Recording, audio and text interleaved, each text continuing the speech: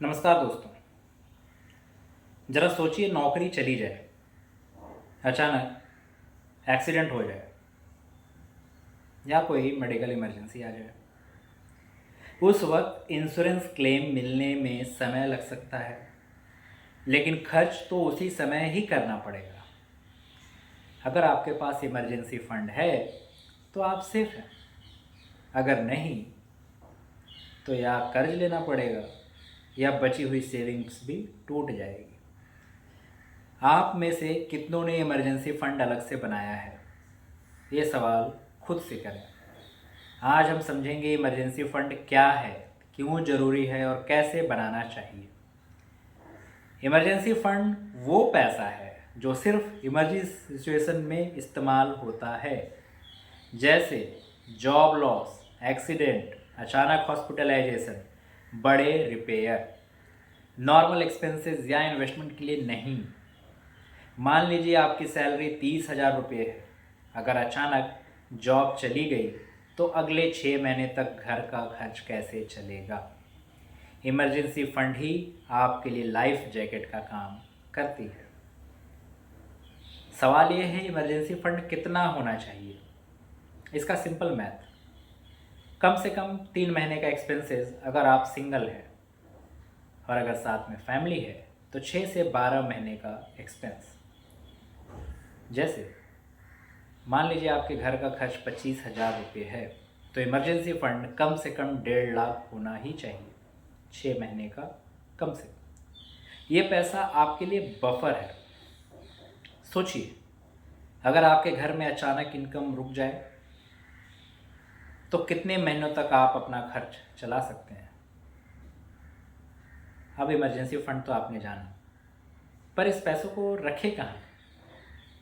Savings account, एक separate savings account जो emergency के लिए ही डेडिकेटेड हो, या फिर लिक्विड म्यूचुअल फंड एफडी, जिसे आप आसानी से तोड़ सकते हैं बिना किसी नुकसान के, और थोड़ा बहुत कैश रिजर्व यानी इमीडिएट खर्च के लिए घर पर ही।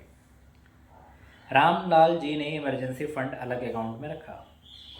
जब उसे अचानक हॉस्पिटल में एडमिट होना पड़ा तो पैसे तुरंत उपलब्ध थे। अगर वही पैसा एफडी या प्रॉपर्टी में होता तो निकालना मुश्किल हो जाता उस समय। इमरजेंसी फंड बनाने के कुछ सिंपल स्टेप्स हैं, जैसे हर महीने इनकम का 10% इमरजेंसी फंड में डालिए।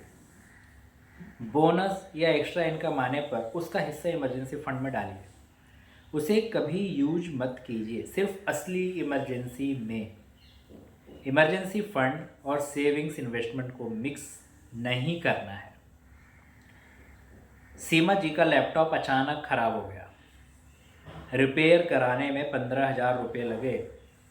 उनका इमरजेंसी फंड बचा, ईएमआई या क्रेडिट कार्ड पर इंटरेस्ट लेने की ज़रूरत नहीं पड़ी। इमरजेंसी फंड और इंश्योरेंस दोनों अलग अलग हैं। कैसे? इंश्योरेंस बड़े रिस्क कवर करता है, जैसे hospital bill, death. Emergency fund छोटे और इमीडिएट खर्चों को कवर करता है।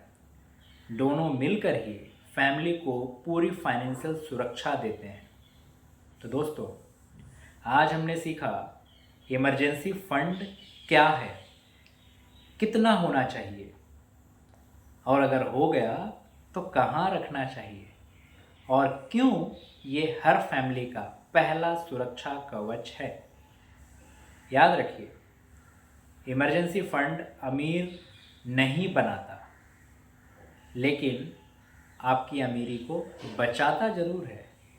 ये आपकी फाइनेंशियल प्लानिंग की स्ट्रॉन्ग फाउंडेशन है। अगले एपिसोड में हम सीखेंगे क्रेडिट स्कोर क्या है, बैंक आपको लोन देने का फैसला कैसे करता है, यानी लोन, ईएमआई और क्रेडिट कार्ड की दुनिया का रिपोर्ट कार्ड। Thank you.